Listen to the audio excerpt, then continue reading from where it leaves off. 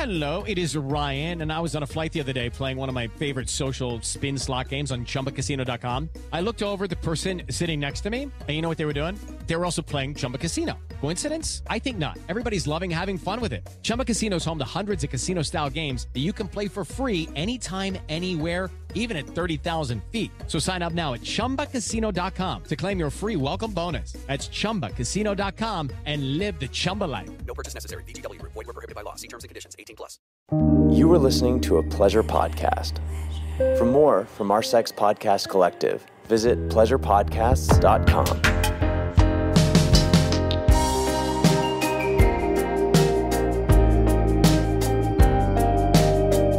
Welcome back to Private Parts Unknown, a podcast about love and sexuality around the world. I'm Courtney Kocak, and I am so thrilled to have today's guest on the show. Dr. Diana Greene Foster is responsible for some fascinating research about abortion and contraceptives. She's the director of the Turnaway Study, and when I first found out about this abortion study, I felt so seen. So we're going to get into that.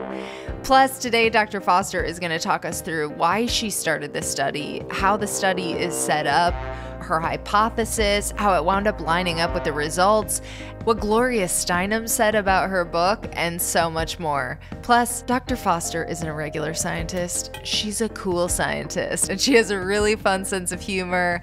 So this episode is as fun as it is informative. Let's get into it. Hi, my name is Diana Greene Foster. I'm a professor at the University of California-San Fransisco, director of research at ANSIRH, and I wrote the book, The Turnaway Study, 10 Years, 1,000 Women, and the Consequences of Having or Being Denied an Abortion. I am so excited to chat with you about the Turnaway Study. We'll get into that. But first, I guess I want to start at the beginning and what led you into this kind of research and work.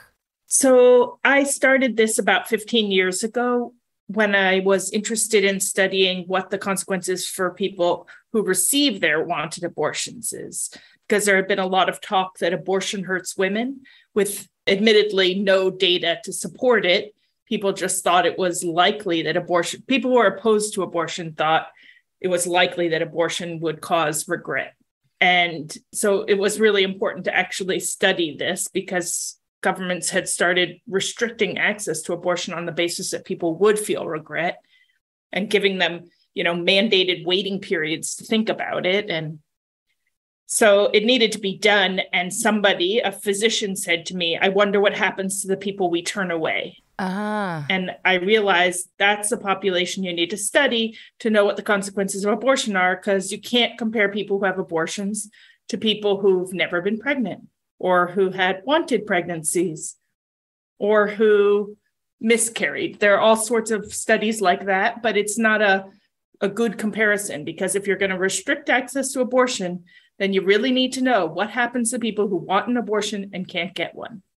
So did you come into it with like a personal, I know you're not an activist, but did you come into it with a personal philosophy about abortion, or was it formed in your research? I have a strong desire to do good science, and I am not an activist. And if you said, hey, want to do a big debate where we, get politically active and have fights, I would be completely not interested. I really like the science.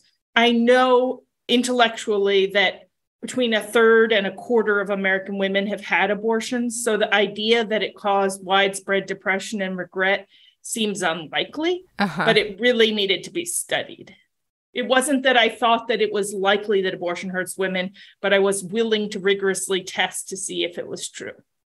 And so how did you formulate it and set up, explain what the study consists of? What are you studying? Yeah, so what we did was we recruited people from 30 abortion facilities across the country, where if you're too far along in pregnancy to get an abortion at that clinic, there's no one within 150 miles who will do an abortion later. And our hope was, from a scientific perspective only, that the people who were turned away would carry the pregnancy to term, and we could compare their outcomes to the people who were just under the gestational limit who got their abortions. And that worked out very well because the people who were just over the limit and just under the limit were really similar when we first recruited them. And then all the ways in which their lives diverged over time could be attributed to whether they got their abortion or not. So what year were you starting this research in? Around 2007, we started piloting. We recruited for a full 3 years, 2008 to 2010, and followed people for 5 years. And we're still publishing some papers from it. So we haven't even quite finished. But we finished data collection in 2016. So you're no longer following these people anymore? That's right. That's so interesting because, I mean, I had an abortion in like 2007. But reading your research, for me, I was like, oh, this lines up. I mean, I'm only one person, but like, I can imagine how my life would have been different if I wouldn't have gotten it and related to the partner that I was with at the time and all of those outcomes. I was like, this makes sense in my experience. So interesting. Yeah. I mean, what has changed since 2007 is how relevant the work has become, because now with the end of Roe, it's very likely that many more people won't be able to get the abortions they seek. And so all the outcomes that we find for people who are denied their wanted abortions will likely be experienced by people now in 2022 as on a much greater level. Yes. Yeah. Okay. So let's talk about some of those outcomes and what were the key differences between the people who were, and it was all women in the study, yes, correct? Yes. Between the women who were able to get abortions and who weren't? The biggest differences were in physical health. So most people don't appreciate how risky pregnancy is, especially pregnancy carried to term and childbirth. We take it for granted, the risks that people make when they want to have a kid. And it's literally life-threatening to carry a pregnancy to term and deliver. We had 2 women who died from childbirth. So, and it isn't just the end of the pregnancy. When we compare people who got their abortion to people who gave birth, we see worse health for people who gave birth, and it lasts for years. Higher chronic pain, higher hypertension, worse overall health. So it's serious, underappreciated risks of pregnancy, and the kind of cavalier attitude that politicians have portrayed in saying people should just place their child for adoption completely ignores the very serious risks, physical health risks of pregnancy and childbearing. And then I know some of the reasons that people didn't want to have a child sort of played into how these outcomes played out. Can you explain that a little bit? Yeah. So just like you said, when you think of your life when you were considering having abortion, when people are making that decision, whether to have an abortion, we ask them, what are the reasons you're wanting to end this pregnancy? And all of the reasons they gave us pretty much completely describe the findings for people who are denied abortions. It's like people actually understand what pregnancy entails and what childbirth would involve, and what trying to raise a child in not ideal circumstances. They understand what hardships are involved. So the other areas that we see big differences are in economic well-being. So people immediately say their most common reason for wanting an abortion is they feel they don't have the resources to care for a child. Mm-hmm. And they're right. We see increased poverty, increased experience of not having enough money for basic living needs. We see a drop in employment. We see an increase in public assistance, but not enough to meet basic living needs. So it's dramatic, and also, they understood well. The other thing is that when we actually look at people's credit scores, so this is like data from a third party that has no idea whether the person became pregnant, did or didn't want to be pregnant, had a kid or didn't have a kid. They don't know. They're just collecting this data for everyone on the amount of debt you have, the amount of overdue bills you have, your evictions. Through those data, you can see that the women who are denied and the women who receive abortions were the same for 3 years up until the point of the pregnancy, at which point their outcomes diverge and they don't converge for the whole 5 years that we looked at it. So it's a long-term financial risk. Sorry, if we were going back though to the other reasons people give for wanting to have an abortion. One is they say their relationship with the man involved in the pregnancy isn't good enough. That was huge for me. And it makes sense. I mean, you're about to explain, but I'm like, yeah, I would have had to have contact with him. I knew that at the time. I was like, hell no, I cannot. Yes. So we see that actually the relationships dissolve whether the person got the abortion or not. So those relationships weren't steady, and having a kid did not keep them together. It does result in ongoing contact. And so one of the findings is that women who were in violent relationships and who got their abortions, their exposure to violence dropped off precipitously, immediate drop off in exposure to violence. The people who were denied it continued exposure, not an increase, but not a drop off. They're just ended up tethered to this guy. Hey guys, it is Ryan. I'm not sure if you know this about me, but I'm a bit of a fun fanatic when I can. I like to work, but I like fun too. It's a thing. And now the truth is out there. I can tell you about my favorite place to have fun. Chumba Casino. They have hundreds of social casino style games to choose from with new games released each week. You can play for free anytime, anywhere. And each day brings a new chance to collect daily bonuses. So join me in the fun. Sign up now at ChumbaCasino.com. No purchase necessary. VGW Group. Void where prohibited by law. See terms and conditions. 18+. So what were you expecting going into it? And then what surprised you about the outcomes? I mean, I think I had an assumption that people who seek abortions later in pregnancy, that their lives would be kind of a mess. And, and I didn't think this, I promise, but other people suggested that, when for people whose lives are a mess, you give them an abortion, you give them a baby that they weren't ready for, their lives aren't going to improve that much anyway. You won't see a big difference. And those people were totally wrong on so many fronts. One is that people who present late for abortion care aren't different from the people who present in the first trimester, which is when the vast majority of people get their abortions. They tend to be a little bit late because they are poorer, because if you have less money, everything is slower. Getting there, paying for it. Totally. But most importantly, they didn't realize they were pregnant. And that can happen to people who have irregular periods, who were using contraception. So they didn't realize they were at risk of a pregnancy. So then they were slower to recognize that it had failed. It happens to people who just given birth. So their whole body is out of whack. And so they don't recognize that they're feeling crappy, not because they're, up taking care of a newborn, but because they're in fact pregnant again. So there are lots of reasons, and none of them should be considered reasons that we should stop caring whether people get to make this decision for themselves. And so people who get abortions later and earlier are not so different.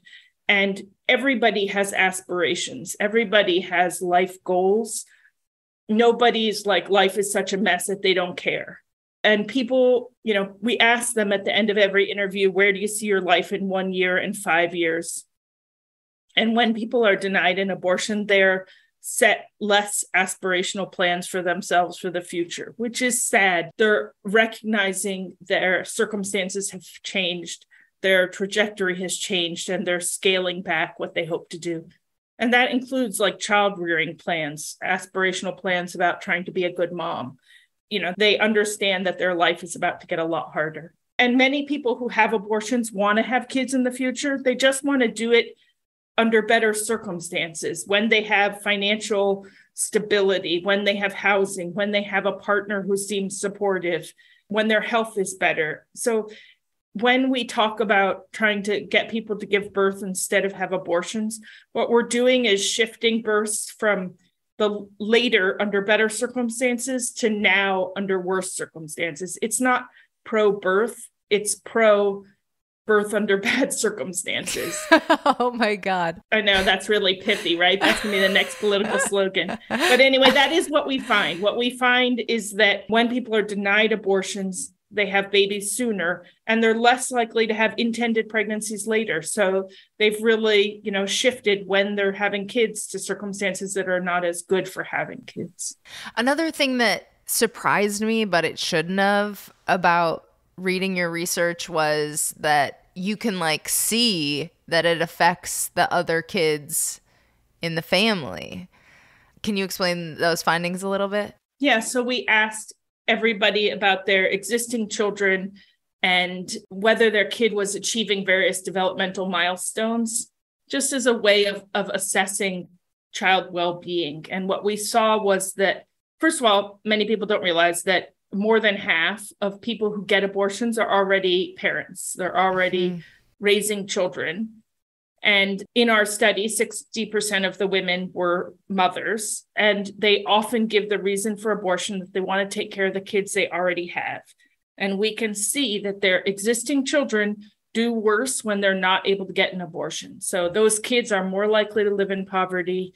They're less likely to hit these developmental milestones. Yeah, that is sad. So we talked a little bit about it, but you cited lack of financial stability as being one of the main reasons that people seek abortions. So what is the trickle down of these abortion bans? Like, how do they exacerbate inequality?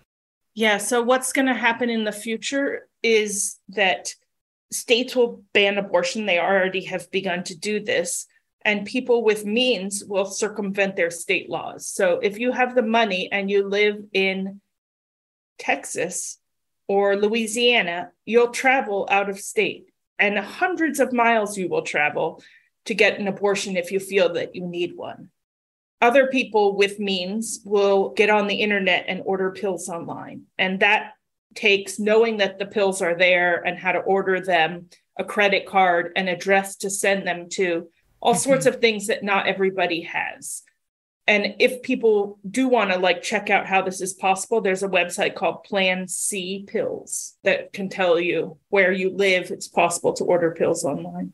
Anyway, so the people who can't do these two things, who can't travel or who can't order pills online, they'll experience the experience of the Turnaway Study of carrying unwanted pregnancies to term, delivering. And like the Turnaway Study, I expect that very few of them will choose to place the child for adoption. That's a difficult choice. People consider it and usually reject it as an option. So people will be trying to parent under what they themselves consider not ideal circumstances. And how big of a difference, like when you look at the women who were able to get an abortion and those who weren't on earning power, how big of a difference is that? Yeah, it's hard to quantify in nice, neat ways, but one way is 4 times greater odds of living in poverty, which translated said the same idea, but differently, is a 15 percentage point increase that the woman is living in poverty. So it's 50% versus 75% chance that the woman's income is below the federal poverty level. And I rounded there, but I can't remember which direction I rounded. But those are the ballpark numbers. Okay, so I'm just curious. Did you read, there was a New York Times article, and it was called "The Abortion I Didn't Have."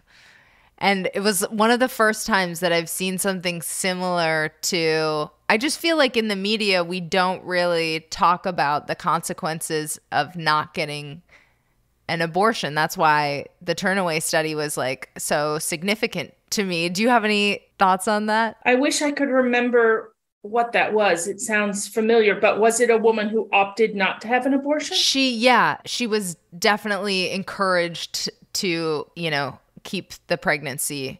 And it was several months ago. I think it was right after the leaked Roe v. Wade thing. But anyway, very interesting that it was literally the only other time I've seen media where it was approached even close to how you did in the Turnaway Study. Yeah, I wish I could remember that one in particular. I can't, but I'm concerned when somebody, uses their example of a pregnancy that they chose to carry to term to say it's not so bad.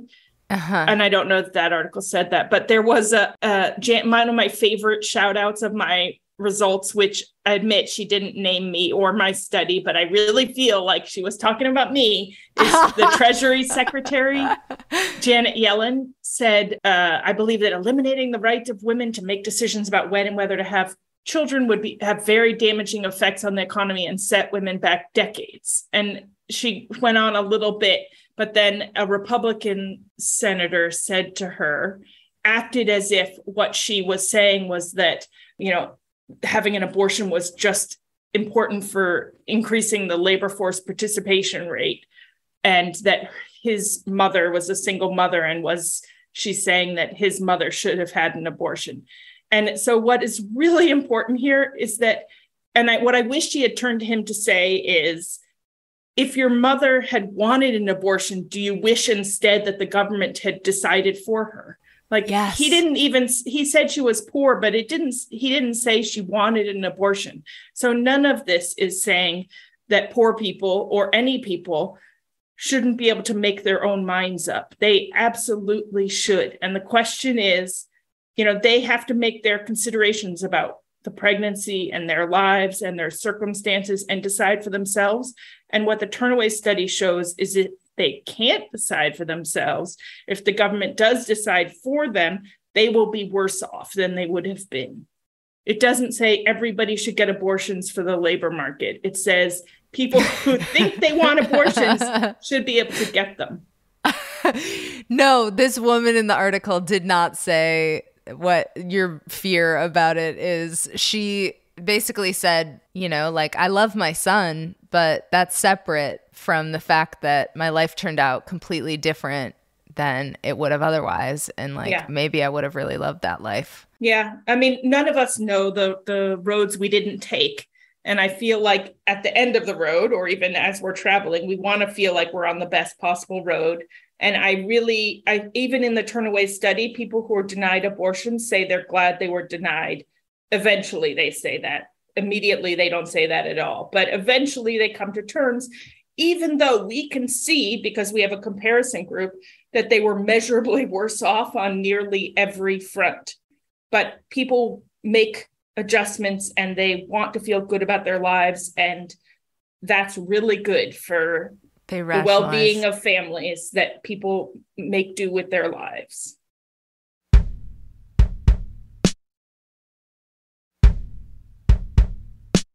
We've seen the Roe reversal happen, unfortunately, and I thought it was interesting that Gloria Steinem blurbed your book by saying, if you read only one book about democracy, the Turnaway Study should be it. So I guess, why is it a book about democracy, and how does that tie in? Yeah, wow, did that lady have foresight, right?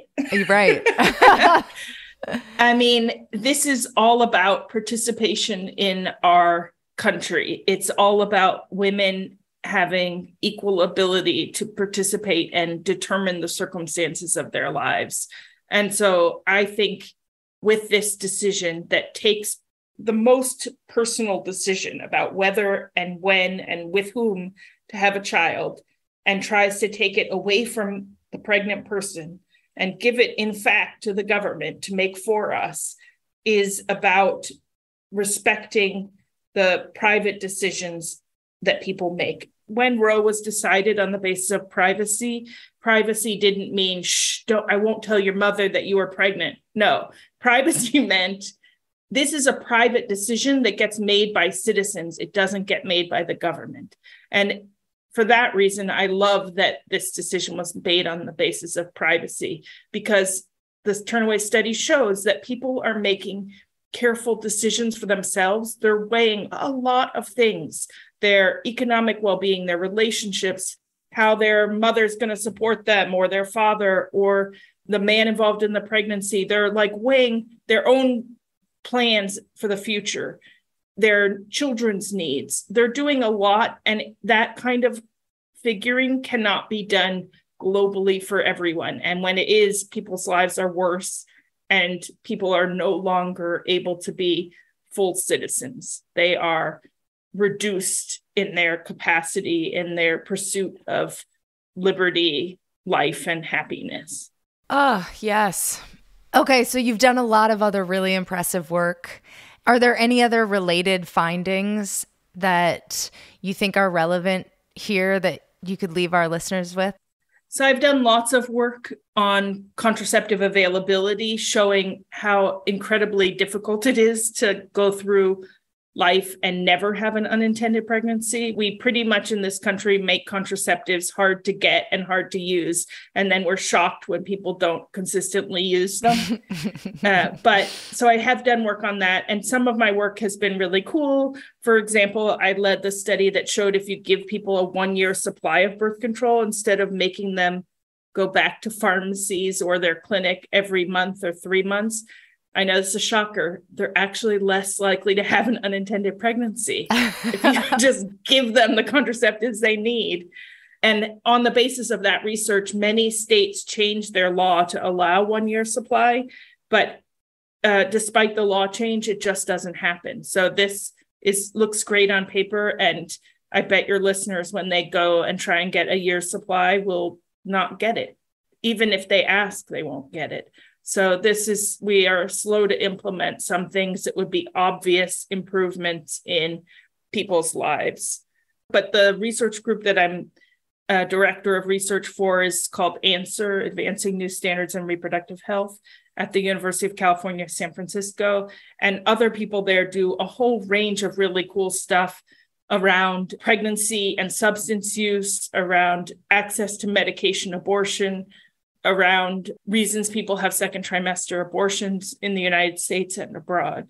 There's a lot of around adoption, around how abortion is portrayed in the media. You get to talk about sex and interesting stuff all day, but so do I. I know. Just in a super researchy, nerdy, maybe slightly less sexy environment. Well, thank you so much for your work and for this conversation. And how can people find you online? You're a very interesting Twitter follow. So you can find lots of interesting stuff about ANSIRH at www.ansirh.org, which is ANSIRH. And I'm such a terrible Twitter person that I can't even remember what my Twitter handle. So now I have to very stall while I figure it out. I think I'm Diana G. Foster is my Twitter handle.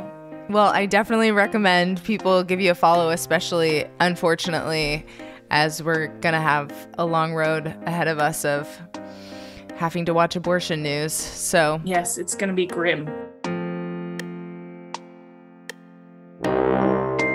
Thanks again to Dr. Diana Greene Foster. I had been wanting to have her on, and I'm so excited that it finally happened. That was such a fangirl combo for me. If you're looking for more abortion-related content, there is a playlist link in the episode description that features all of our reproductive rights episodes, including our Men Have Abortion 2 series, which, not to toot my own horn, but it's a pretty good series. Plus, a quick reminder, we are selling t-shirts as a fundraiser for an Abortion in Post-Roe America reporting trip. So please click that link in the episode description, buy a cool destigmatizing shirt. They're legit destigmatizing. I was on a road trip recently and I got so many compliments on my pro-abortion shirts. And what's really cool is you can donate extra through Bonfire for the trip if you want to, but just the purchase helps. And I would love to see privates in these shirts. So please buy a pro-abortion shirt and help us fund this tour, all with one purchase. To stay in touch between episodes, I am at Courtney Kocak, Kocak, on both Twitter and Instagram. And of course, make sure to follow the show at Private Parts Unknown on Instagram and at Private Parts Un on Twitter. And make sure you're subscribed to our newsletter. It's just privatepartsunknown.substack.com, but the link is in the episode description to make it super handy. Shout out to Amy Rausch for the bomb-ass theme music. For more about Amy and her music, check out amyrausch.com. That's Amy, RAASCH.com. This episode was mixed by Mike Castaneda of Plastic Audio. He is my ride or die sound editor. Thank you so much, Mike. I love you. After enjoying this content, could I ask you for a quick favor? Por favor. Just go to ratethispodcast.com/private, give a quick 5-star rating and review. It truly helps other people find the show, and it just makes me feel good. Please. Again, that's ratethispodcast.com/private. Or if you're listening on Spotify, you can just go to the upper left-hand corner of our page, Private Parts Unknown. Click the star button, click all 5 stars. Voila, you are done. Thank you so much. Until next time, I am wishing you lots of horniness and happiness and safe abortion access.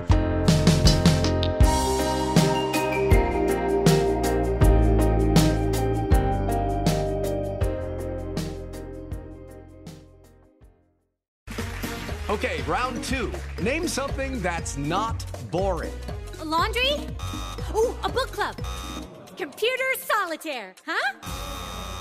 Ah, sorry, we were looking for Chumba Casino.